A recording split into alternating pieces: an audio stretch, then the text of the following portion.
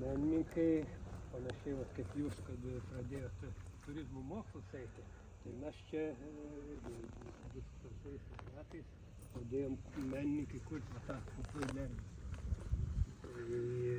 10 metų panašiai po sąjūdžio to laikotarpio pamatė, kad, kaip sakant, ta valdžia įsikvojus tą laisvę ir kažkokių, sakykime, pasilgom po 10 metų laukdami tų kažkokių žingsnių.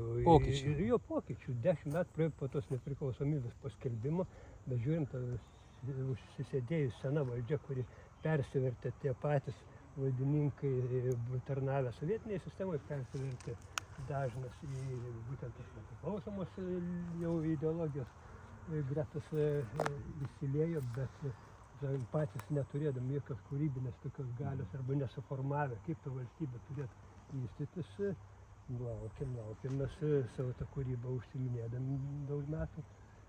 Sakom, nueinam į viešasias erdves, gražint kažką tai daryti. Ir taip pat žinodami tų valdininkų tokį suktumą, kad dažnai visą laiką kažkieno tai pirminės idėjas priglaudžia arba uzurpuoja, tai mes tyliai ramiai pradėjom pirmąsias skulptūras, niekam nieko nepranešė, nesakė, nusprendėm padaryti. Bet ir mūsų pačių tarpe, viens, kaip sakė, ne tai, ką organizuotai, viens iš mūsų tarpų, pats pirmasis pastatė tą skulptūrikę, galvojom taip bendrai nesunešti, bet čia, kaip sakė, jau piktumo didelio nebuvo, džiaugiamės, kad kaip dar jaunesnis iš mūsų tarpo pastatė pirmą skulptūrikę, pats jau susirado medienos, visko. Aš buvau padaręs tokio, neturėjau nei ąžuolų, nieką, buvau padaręs iš cemento.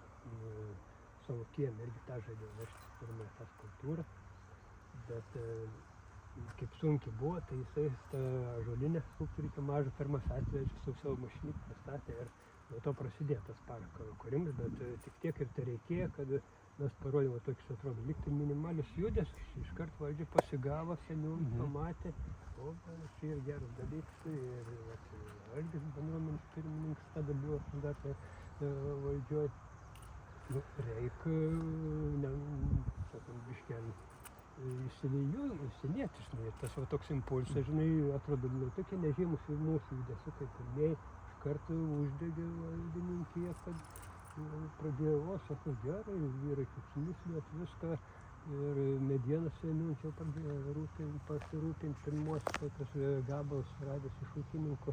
Ir va taip, sakė, uždegė ir jiems tas kraus ir va čia to impulso, tokio užsidegimo dėka ir va šitą estradą atsirado nauja, buvo irgi patys valdininkai, sako, reikia atnaujinti, buvo tokia šitarinė, galime į tą čia biškelį.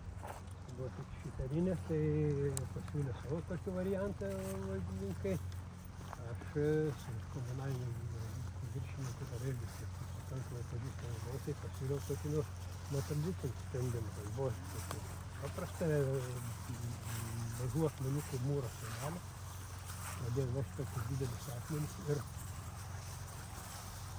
valdininkės tokia moteris irgi buvo supartinė veikėja.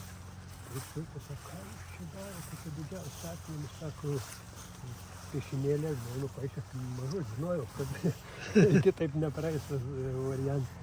Bet, sakau, vyrai vežam, tik tai kiek yra didesnių akmenų aplinkui, iš karjerą laikomės. Suvažiami pradėjo muit, pusę sienos pamūrijom, tai gal veino valdininkai, tie, kurie darė tą pirmą už tų didelių akmenų, bet, sakau, bandžiau nuraminti tą merę buvusią moteriškę, sakau, palaukit, pakentėkit, praeis kiek laikių, akis pripras ir viskas bus gerai. Dabar atvažiuoja daugelis žmonių, taip, o dabar aišku, šiek tiek yra apjuodavę, čia irgi mūsų tinginystas ir pavyzdys, kad nenuplauti akmens, ir skulptūros irgi kai kurios padarytas, jas reikia irgi retkarčiais tą samaną užeina ir reikia ir nuplauti, solelis pakeisti ir būtent šitą centrinę erdvę čia, dar kai mano dirbtuvikai, jeigu nuvažiuosim, ten parodysiu tą bendrą planą viso to parko, kokia yra vizija. Ir čia yra tik tai tos vizijos kai kurie elementai pradėti gyvendinti. Ten yra skulptūros, kurios Nu, gal mes ten pradedam bišką lygų. Vėliau geriau suprastume.